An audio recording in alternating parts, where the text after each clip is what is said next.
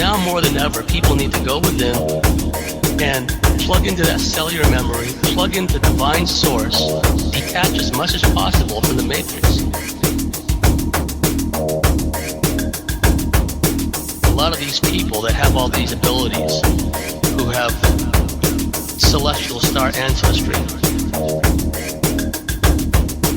they're operating not only throughout this cosmos, but in higher planes, and they're working against the Draco Empire.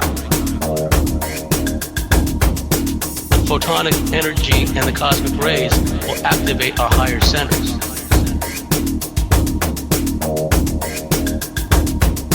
And it's incumbent upon us to ride that frequency wave.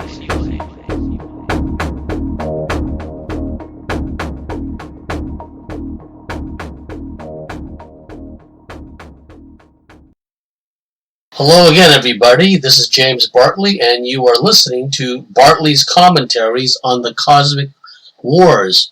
Today is Wednesday, January the 4th, 2017. Happy New Year! Woohoo! Noisemakers, fireworks going off in the background. Very interesting. Was it a day or two after New Year's Day? There was a period of time when the days and hours of a particular day were really, really stretched out.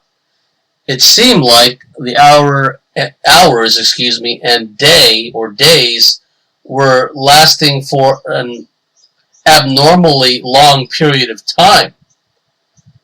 Now, could this be post-New Year's Eve / New Year's Day hangover when nothing was stirring, not even a hungover mouse? Could that have been the reason why everything seemed so quiet and everything seemed to be at a standstill? I mean, I just lay in bed and watched Netflix, watched a few episodes of a show I started watching, but I just noticed how quiet it was. Almost reminded me of the earthquake weather quiet that would precede an earthquake in California. But it wasn't just the quiet and the absence of noise, but it was just how long everything seemed to stretch out. Because I'm laying there in bed watching these episodes. I started watching Van Helsing, actually, which is on Netflix. Vampire apocalypse, vampire meltdown kind of thing. You got to check it out for yourself. Won't spoil it for you. On that particular day, a few episodes of Van Helsing. And then I check out the clock and I did a double take, and it was only about 8:30 in the morning, 9 a.m. max. And I'm thinking, this is odd. I've been laying here, I've watched a number of episodes, 3 or 4 or more, of Van Helsing. Now, I do usually get up around 5:30 a.m. And then, depending on what's going on, I either go back to sleep or I stay up and whatnot. And so, this was New Year's Day. Yeah, it was New Year's Day. So I go back to, I do my morning stuff, and then, I don't even know if I had a morning cuppa, but I went back to bed, and then I whacked on the telly, started watching Van Helsing. Watched a number of episodes. And I watched some other episodes of another show, too. I kind of like to mix it up sometimes I'll do a marathon, and sometimes I'll watch certain other episodes just to keep things interesting and not get locked in or fixated on a certain subject. So all told, I figured, shoot, we should be pushing 10 a.m., 10:30 maybe, right? But no, it was still 8:30, 9 a.m. And so I keep watching more episodes and more episodes. And shoot, now it's only about 9:45, 10:30, right? It just seems like the day should have progressed a lot further than it did. Again, it could be post-New Year's Eve collective consciousness hangover, right? Not a creature was stirring, not even a hungover mouse. or something else was going on. What I've found is that people that are aware of the manipulation of time, that are aware that they are multidimensional quantum beings by nature, they're more tuned into these time glitches, time anomalies, fluctuations in time, manipulations of time. I think I mentioned in a previous commentary how it was noted by certain people that something was going on with the time. And I mentioned that I was sitting on the porch and suddenly, I had weird weather stuff and it was starting to rain a little bit when the sun was still out and things had gotten a little quiet, and et cetera, et cetera.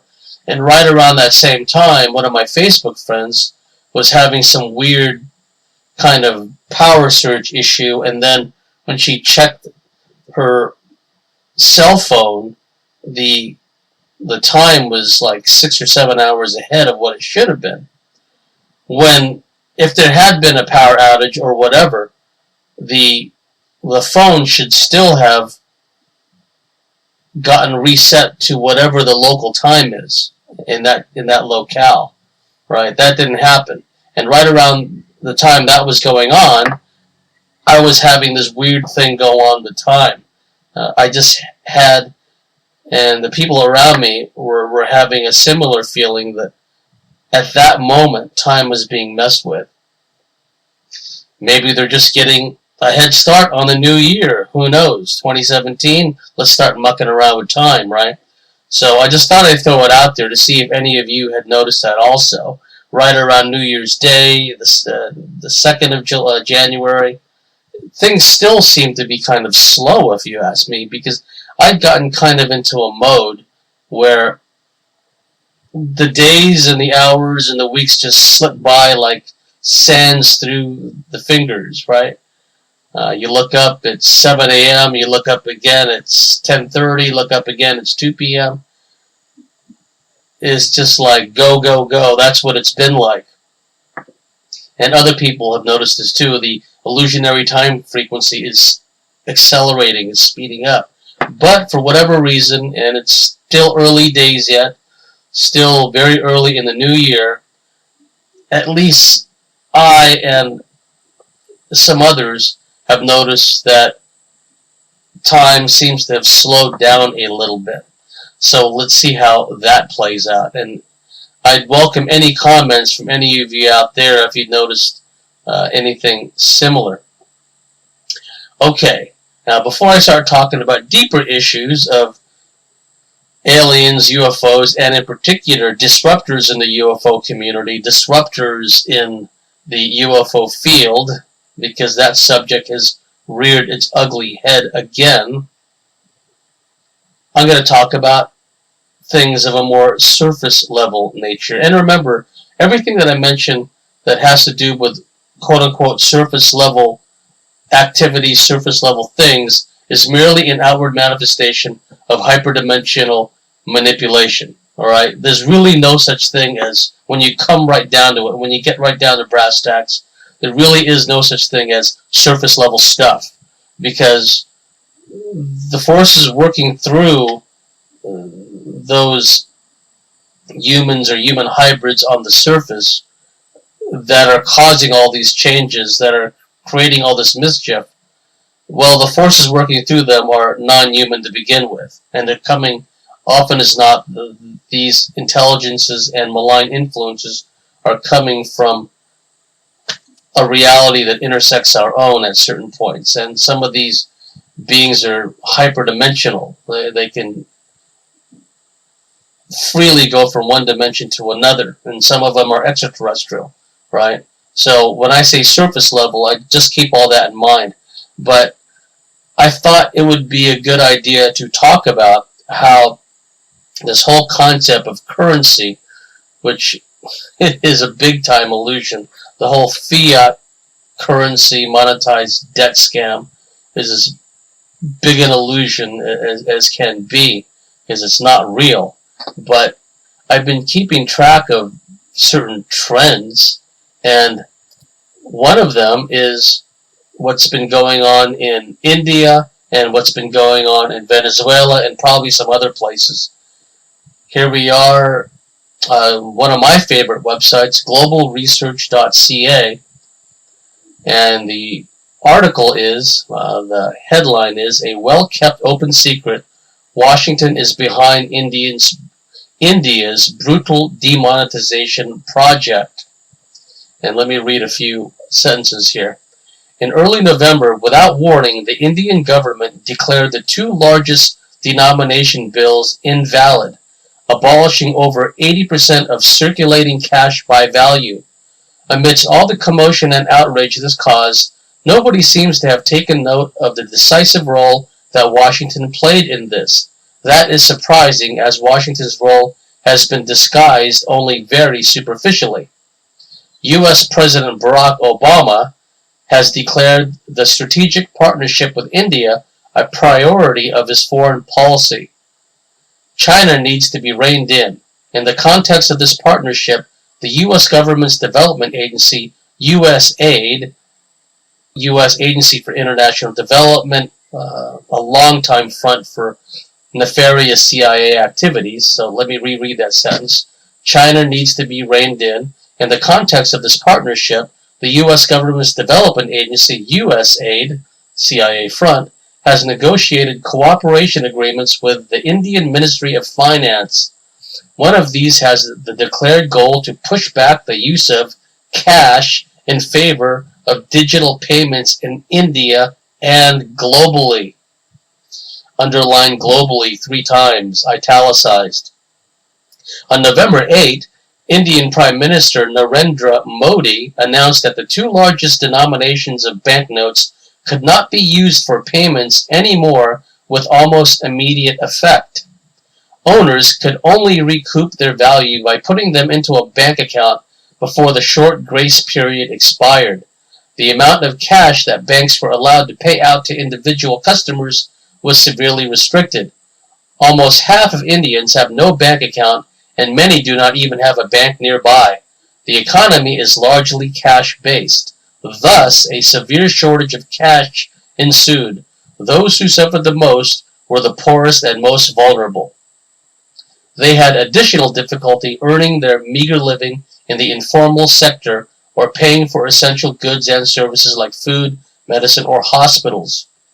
Chaos and fraud reigned well into December. Full stop.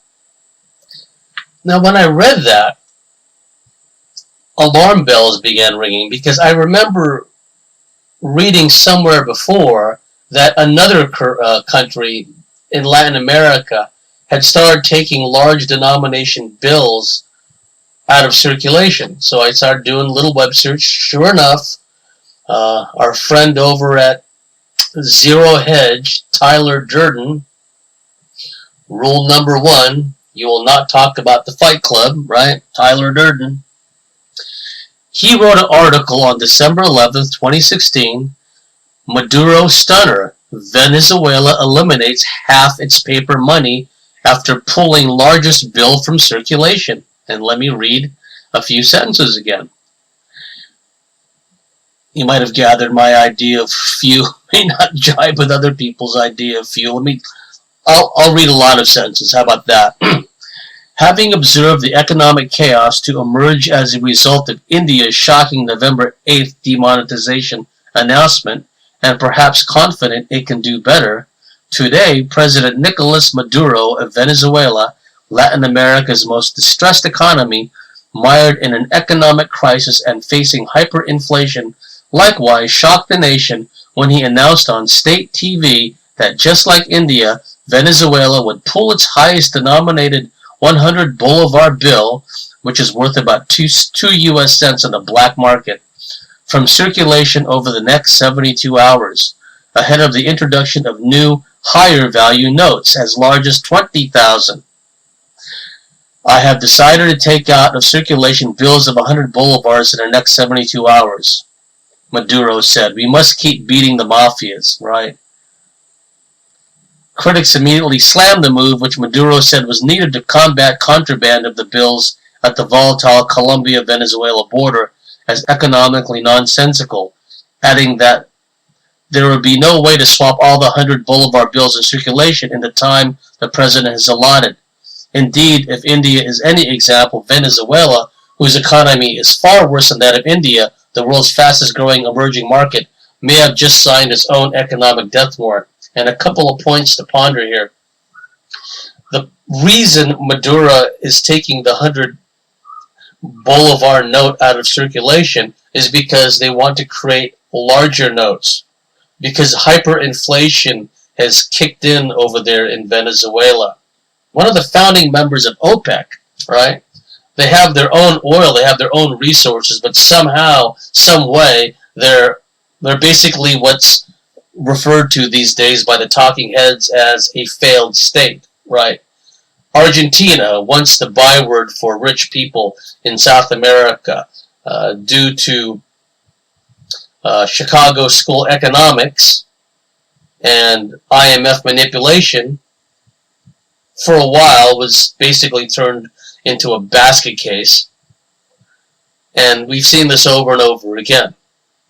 So, by taking the bolivars out of circulation and then cranking out 20,000 bolivar notes, well, that saves the poor people having to push a wheelbarrow to a store filled with bolivars, right? So if you have a 20,000 bolivar note, that's a lot better than having a huge pile of 100 bolivar notes, I guess. But it's symptomatic of the state of the economy there after it's been raked over the coals by the international bankster community, the IMF, and all the rest of them. Venezuela, a once very prosperous country. And let's go back to India, right? Now, India, as that article pointed out, it's a country where people make bargains and they make deals basically in a cash-on-hand basis. A lot of people don't have banks there, and a lot of towns and villages don't have banks. So everything is done by the average person, average people, on a cash carry basis. So by taking all this money out of circulation, what they've done basically is they've stripped the lower classes, and India, of course, is an extreme example of a caste society, right? What they've done is they've stripped the already suffering poor of what's left of their buying power. And so that's going to really impact the local economies, the local farmers, etc., etc. This is a country, India, that's already been raked over the coals by the likes of Monsanto. We've heard all the stories of the bankrupted cotton farmers in India drinking the Monsanto insecticide, if you want to call it that, and committing mass suicide, all these Indian farmers, because they played along with the Monsanto scheme of things and started planting the Monsanto genocide seed, which only yields one bad crop and compels the farmers to always buy more seed. And a lot of these farmers went bankrupt, and so as a form of protest, they drank Monsanto poisons and killed themselves. So that was already happening. And then this happens, where India has decided to take their large notes out of circulation. And note how they talk about how this is, a stepping stone towards a digital-based economy, i.e. computer-based, digitized economy, credit debit. Once again, those crazy conspiracy theorists are right. They're going to do away eventually with cash, and everyone will be compelled to utilize a digital, biometric-based credit, non-credit system. And as David I pointed out years ago, this has this has profound implications for personal freedom. And we already see, especially in America, how the militarized police are going after food communes. They're attacking people because they have the audacity to grow vegetables in their own yards. Oh, how collectivized of them, right? To do such a thing. Oh, you're growing tomatoes. Send in a SWAT team. Yes, how collectivized is that, right? So already in other countries, taking the large bills out of circulation. In some countries, they're taking out the more numerous, what used to be a rather large denomination, and creating bills in the thousands, denominations in the thousands, because of hyperinflation is set in. And it's a stepping stone towards crashing the financial system, because it's the only way to bring in the credit, debit, digital system, is by doing away, out with the old, in with the new. There's no other way to do it.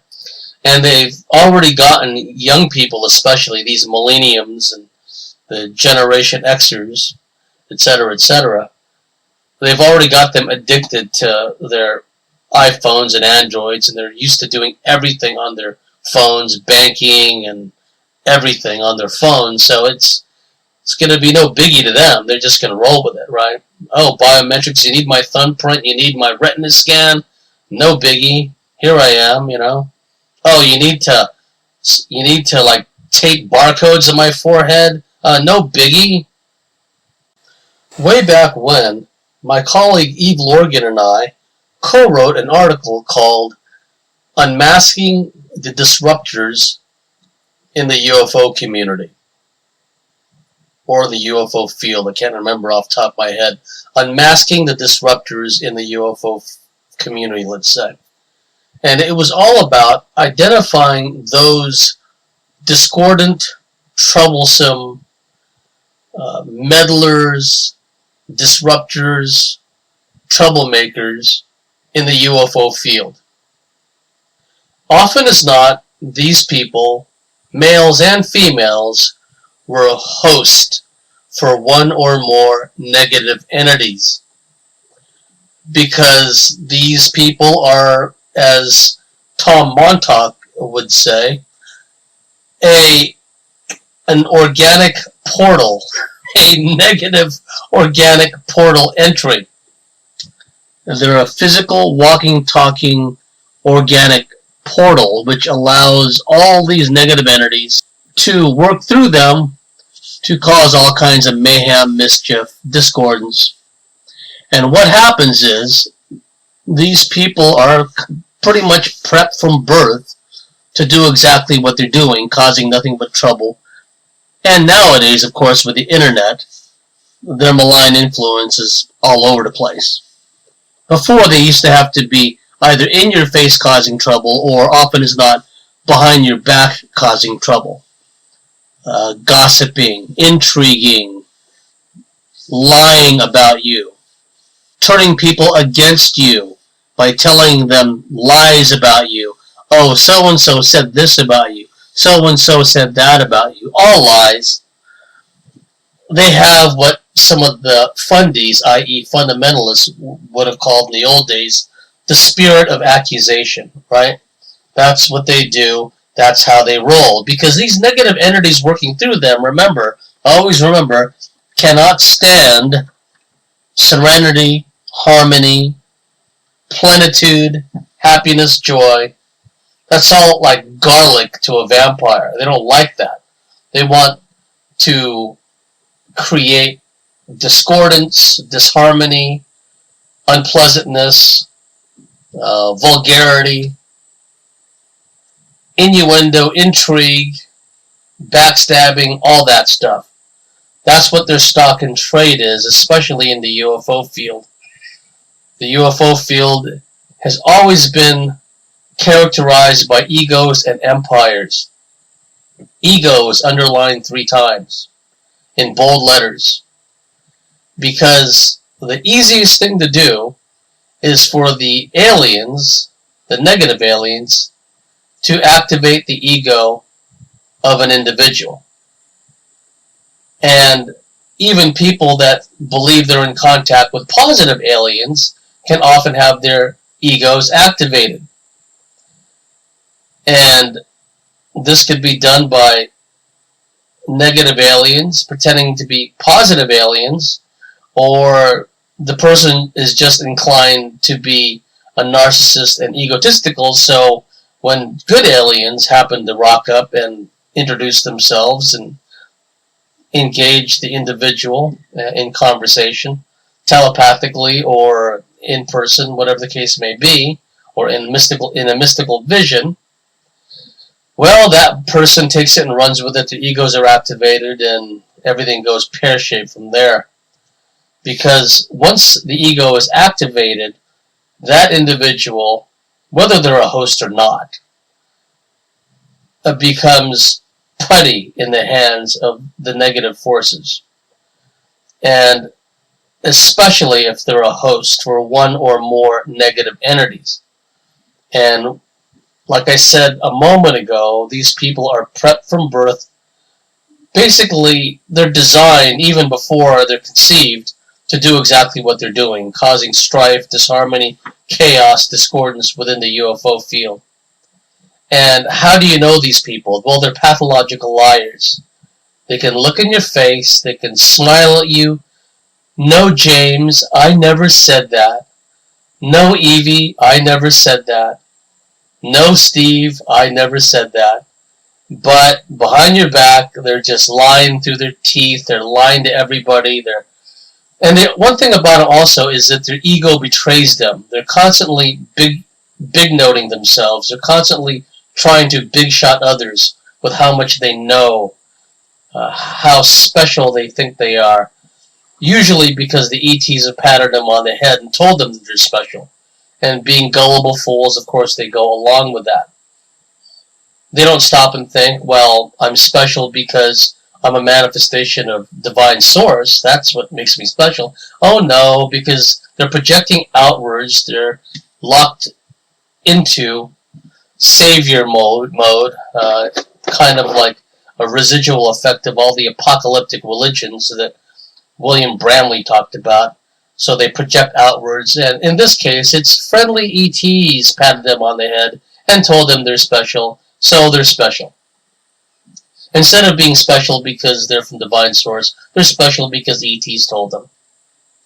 And these people, they get their fragile egos amped up, and they go around and they believe that their story and their experiences supersedes everyone else's, that no one else has a worthwhile thing to say, that their story is more significant, has more truth, more validity than anyone else's, and they're ego-driven, narcissistic, and they're pathological liars.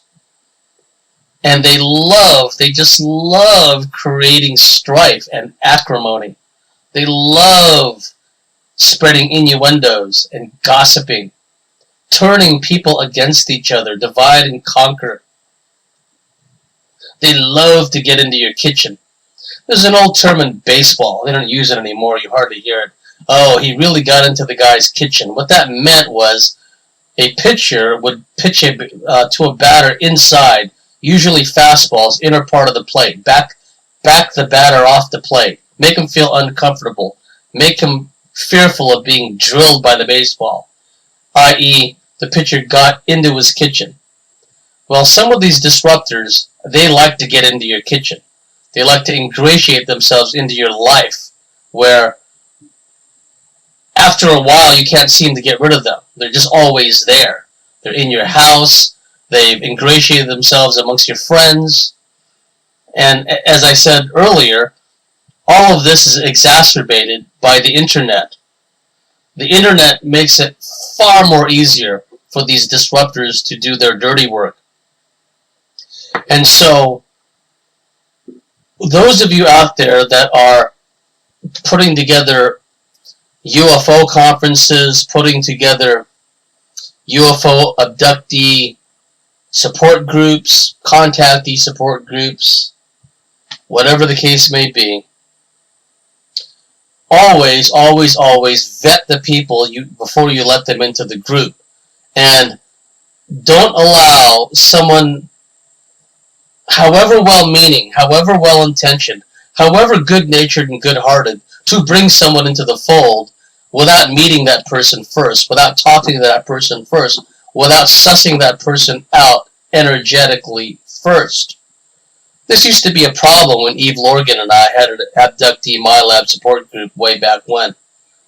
We had a larger abductee support group. Basically, people who were by and large alien abductees, and some claim to have, contact with benevolent ETs, spiritually evolved ETs. And it was always those meetings that were the most acrimonious, because those special, gifted, chosen ones who felt they were in contact with the spiritually evolved, higher dimensional ETs, they looked down on the rest of us who claimed to have experiences or knew we had experiences with negative beings. They looked at us as being spiritually retarded, vibrationally challenged, whatever the euphemism was. Oh, you people that have these negative experiences, you're such low vibratory, you're such a low vibratory state, and you projected fear out, and you drew these experiences to you, blah, blah, blah, quack, quack, quack. And it's interesting that these people, and it's almost invariably people, not always, okay, that's an absolutist statement, let me rephrase that. A lot of these people that cause the most trouble in the UFO community, in these support groups, in these UFO groups, these UFO discussion groups, often as not, they're people that push the positive alien message, the warm and fuzzy space brother message. The aliens chose me because they want me to spread this important message to help humanity evolve and ascend to the next level. And they've chosen moi, me, thumping on the chest like Tarzan, me, to pass their message on to all of you lowly, hairless primates, right? That's the real message. And it was usually the starry-eyed New Age la-di-das that caused the problems in the abductee support groups. Because they'd immediately, like bare fangs, and the claws would emerge whenever anybody shared a, negative ET experience. Because they were projecting out all the latent trauma and not so latent trauma from their own negative ET experiences, which they hadn't quite resolved and worked out because they were in denial under mind control. Well, it would manifest in the form of, anger and hostility towards those who were talking about negative alien experiences.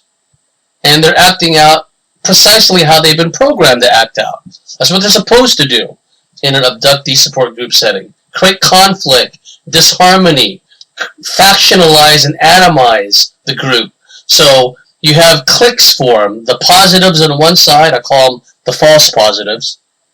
And on the other, you have these fear-based, fearful, spiritually retarded, vibrationally challenged, fearful abductees. Victims, right? So that's what would often happen in these groups.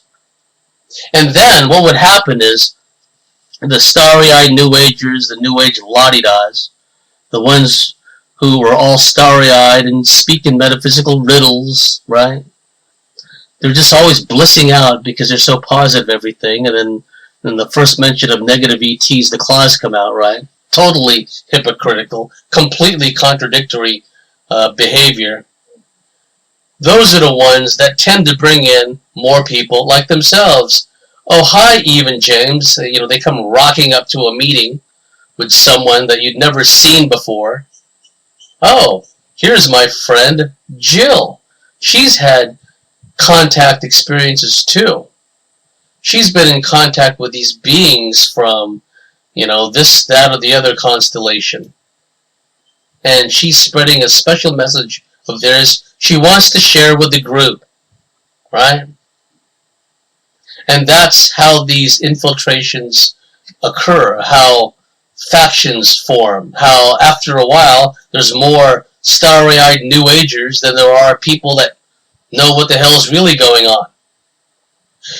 I was once part of a speakers panel in, where was this, Memphis, Tennessee, Mississippi, I can't remember when.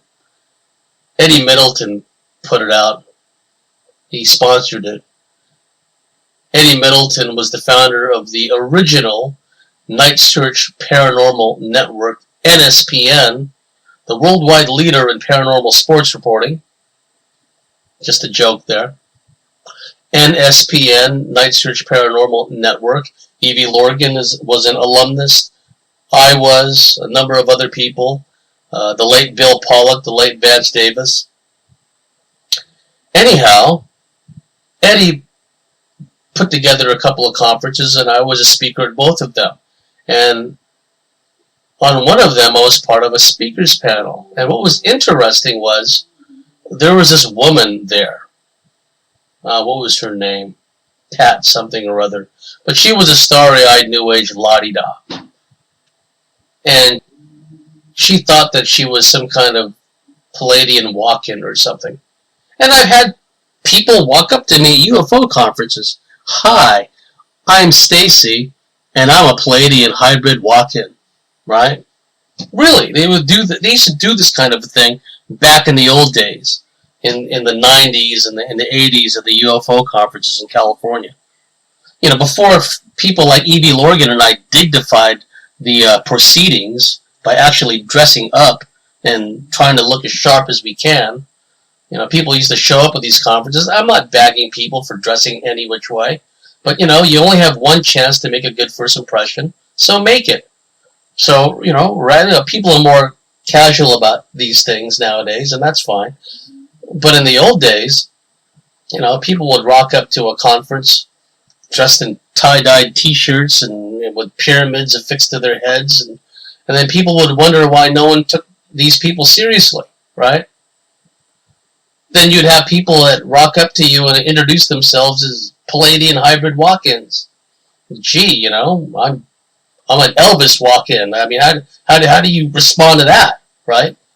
So there was a woman like that at this panel in either Mississippi or Memphis, and she kept referring to herself as a Johns Hopkins girl, because I guess that made her sound special or something. Oh yes, they kept testing me mentally, psychologically, physically, and they kept remarking about how unusual and special I am, and so she came to refer to herself as a Johns Hopkins girl, and she did so over and over again. And this woman was in such denial about negative experiences that in one of the experiences that she was describing, she said that her own daughter was not even able to walk after an alien visitation. After the aliens had dropped off her daughter, she found her daughter crawling along on the ground, unable to walk. In her words, Pat's words, her legs had turned to jelly, right?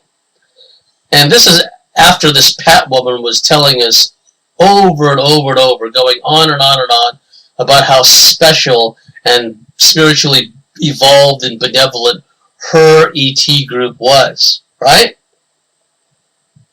And then suddenly there's an abduction at her house. The ETs take her daughter, they return her, and her daughter, who was already walking and had been walking for some time, you know, by that point, had momentarily lost the ability to walk. In Pat's words, her legs had been reduced to jelly, I'm paraphrasing, and she was crawling along, pulling herself along by her arms. Now, Barbie Bartley was sitting beside me. I wish some of you had known Barbie the way that I had, and Evie Lorgan had. My friend Carla in Florida knows her and knew her. Barbie was an angelic soul. She was an angel. Cosmic combat medic is how I described her. The way she would heal all these people that suffered all this terrific trauma from being abducted by negative aliens. And Barbie had this kind of quizzical expression on her face, wide-eyed, almost childlike. Barbie used to refer to herself as the Lucy Ricardo of UFO researchers, because she loved to laugh, she loved to tell jokes, completely at variance from the negative image portrayed of Barbie by all the New Age la-di-das who said she was fear-based and always talked about the scary lizard people and only talked about negative things. Well, in actual fact, Barbie was the Lucy Ricardo of UFO researchers, of abduction researchers. She had red hair, she had an unforgettable laugh, she had a wonderful sense of humor. And I could see that Barbie was bursting at the seams. She was right next to me, and she was trying hard not to laugh, right? But she managed to stifle herself enough to ask Pat, well, if these aliens are so benevolent and so positive, why did they do that to your daughter to the point where her legs have been turned into jelly? Your own words. And Pat's response, oh, she said dismissively with a wave of a hand, oh, that was another group of aliens.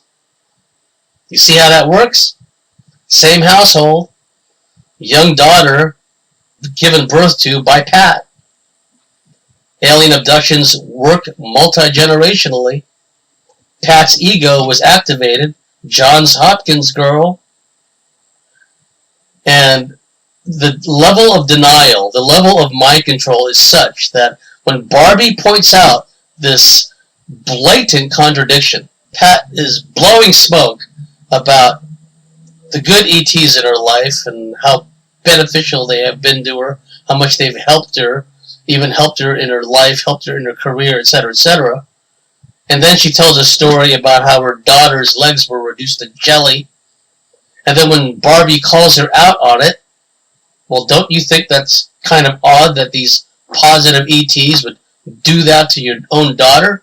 Oh, that was a different group of ETs. Well, why didn't her group of good ETs stop these bad ETs from messing with her daughter? Right? I mean, that's what I was thinking. I didn't say it. But this is the kind of mindset we're dealing with, folks. These are the kind of people that are turned loose on the UFO community. And now, because of the internet, they pollute all these message boards and forums and UFO alien groups, all these exopolitics groups and disclosure groups. Andrew Hennessy, an old Dragon Slayer mate of mine from the old days, you're going to be hearing from another Dragon Slayer in this week's podcast, Neil Cruz. He's another Dragon Slayer from the old days. Wes Penra was on there, Laura Leone, Evie Lorgan, Tom Montauk. We had a good bunch. Wyo, we called her, was the founder of the Dragon Slayers. Anyway, Andrew Hennessy always calls out the hypocrisy of the disclosure and exopolitics movement, because he calls them out on account of the fact they refuse to talk about negative alien abduction experiences. They only want to talk about New Age la-di-da crap, right?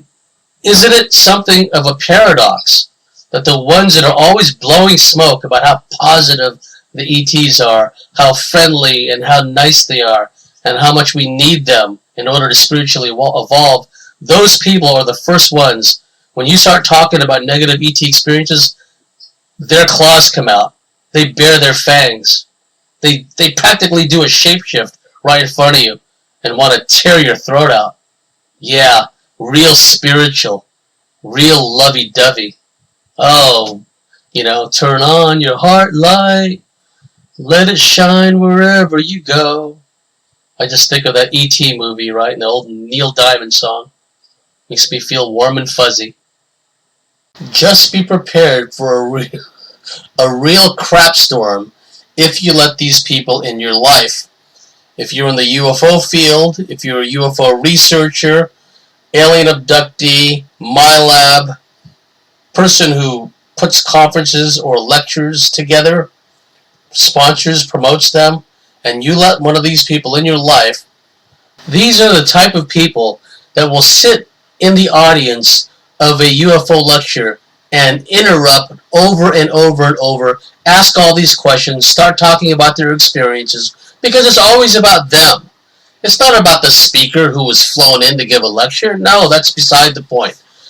The audience, everything is there for them. The self-indulgent, narcissistic, hosted individual who's the disruptor in our example. So you'll be sitting there just wanting to hear what this guy or gal's got to say, who's slated to give this lecture, and this person in our example will just start interfering, interrupting, talking about their own experiences, asking irrelevant questions, and just being a disruptive force. So even a UFO conference or lecture promoter has to worry about these people. You're going to regret it big time. And the thing about them is they don't stop. They'll just keep doing it. You'll just keep hearing more and more about all the trouble they're causing. And they'll just deny everything. Even when you've got the goods on them. Even when you've got all the nasty grams that they sent to somebody on Facebook, or all the lies they spread about somebody on Facebook or on Twitter or in mobile phone text messages, even if the proof is right there, proof in the pudding, so to speak, they will deny, because you're dealing with a non-human intelligence. You're dealing essentially with an alien intelligence in the guise of a human being. And their role is to create disruption, discordance, disharmony, infighting, acrimony. And so I encourage those of you out there that put conferences together, that put lectures together, A, don't let these people anywhere near your operation. B, if you do get them on, right, don't be shy about getting rid of them and saying, no, you're not on the team anymore. You don't get to play. Remember when you were young and a neighbor kid would come over the house and knock on a door and your folks would answer and they'd go, the kid would go, is Billy home? Yes, Billy is home. Can Billy come out to play? Well, if you're a conference promoter, if you're a facilitator for an alien abduction support group, this is what you tell these people that cause all these problems. You don't get to play. It's as simple as that. And don't let all these unresolved issues, these shame-based issues, prevent you from setting proper psychological boundaries, proper energetic boundaries. I'm going to talk in a future commentary about what it's like to come under the malign influence of a demon-infested person. Because, woo, it's a doozy. I mean, loss of will, loss of volition, nausea. I mean, it really sucks. And I've gone through it. And the only good thing that came out of that is I could warn other people about what it's like to fall under the malign influence of a demon-infested person. A wise person learns the mistakes that someone else made, right? So they don't have to make the exact same mistakes and unnecessarily put themselves through a lot of misery and grief and a lot of wailing and gnashing of teeth. These disruptors in the UFO community are everywhere. And there's one gal out there, she is a demoness. I think I've talked about her before. Every time a female MyLab pops up on the radar and starts talking about her experiences, she's attacked by this woman, right? Every single time.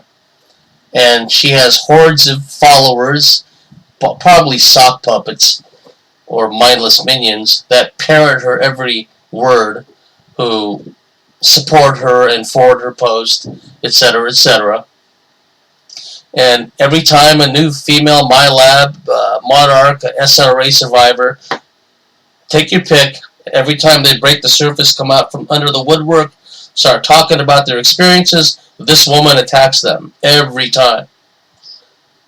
She attacks Sarah Stanga, who I consider to be a legitimate MyLab, one of the most important MyLabs to come out in the recent past because of all the harassment she endured, never mind all the hardcore interference from Black Ops and from the Draco and from the cults, never mind all that. But on top of that, she had to put up with all this harassment from this demoness woman. Well, as a result, Sarah just dropped out of the picture. She's out of the picture now. And if any of my listeners out there are in comms with Sarah, please, I was in email comms with Sarah for a period of time back in the day. I'd really like to get back in touch with her if she's in a good place emotionally, psychologically, spiritually, where she's left all this stuff behind. That's fine. I don't want to bother her. But if she wants a friendly, sympathetic person to talk to, who understands her and believes her, and we had a good rapport going back in the day, I would really like to get back in commo with her, because I consider Sarah Stanga to be legitimate and a true heroine. So a word of caution for those of you in the field. Set up proper boundaries. Make sure that if someone wants to bring a new person to the group, I'm talking about like a support group setting here, make sure that you meet this person first, apart from the group. Meet them for lunch, meet them for breakfast, suss them out yourself, find out if they're legitimate, check out their energy, find out what their belief systems are. Some of these starry-eyed New Agers, they have the Messiah complex, where they, feel they have this need, this compulsion to spread this ET message, right? Look at the whole disclosure crowd. What a joke that is.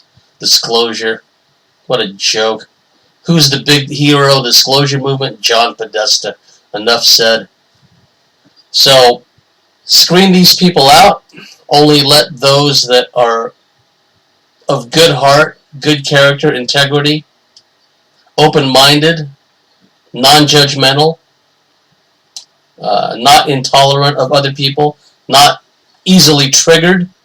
Because if you're an abduction support group facilitator or someone who works with alien abductees in MyLabs, call yourself what you will, you have to be sensitive enough to know when you should not allow people to mix, right? There's some people that are so fragile, they're so fragmented, but they're sincerely desirous and earnest in their desire for help. They really want to be helped. They really want validation, and not in a needy, codependent way, but they're really seeking out people who can help them. And sometimes people like that are not necessarily the type you mix in with a group immediately, because if some of the people in the group start talking about hardcore stuff, it may trigger the hell out of this new person who they may not have gotten to that level yet. You have to meet people at their needs. You can't just lump everyone all together and assume that they're going to, mesh and gel just because they seem to have all the same beliefs and experiences. That's not the case. That's why Eve Lorgan and I set up a separate MyLab group that met in the high desert near Victorville, California, as well as in Fallbrook, California, in North County, San Diego. That was like what we considered our hardcore group, our core group, where we can talk about anything. We didn't have to worry about triggering anybody or pissing off some starry-eyed New Ager. We just spoke from the heart. and we share the latest intel, the latest int on stuff that's been going on with us. So be mindful of that, that just because someone has had experiences, you cannot necessarily lump them in with others.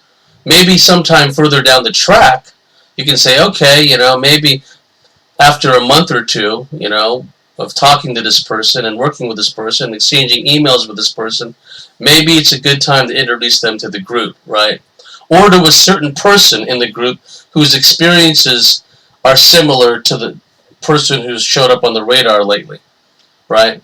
One has to be adroit in dealing with these issues. We're not all part of a hive consciousness. And there are those out there that push the alien hive consciousness message, that we're all supposed to be like the Borg and think alike, and we're all going to have the exact same future, the exact same destiny. That's just not the case. Some are going to have one destiny and others are going to have an entirely different destiny. Because what we're talking about ultimately is the dismantling of this wretched soul harvesting, soul recycling agenda. And if it's not done, or if someone doesn't do their own self-work, others may break out of this soul harvesting system, but a lot of others may not, and they'll just be hatched right back into not just the earth, but like a lower, denser version of it, like the direction it seems to be going. So keep all that in mind. Alright, we've reached the end of this week's segment of Bartley's commentaries on the Cosmic Wars. And once again, Happy New Year's to one and all. Wherever you may be, dear listeners, have a very pleasant day. Have a very pleasant evening.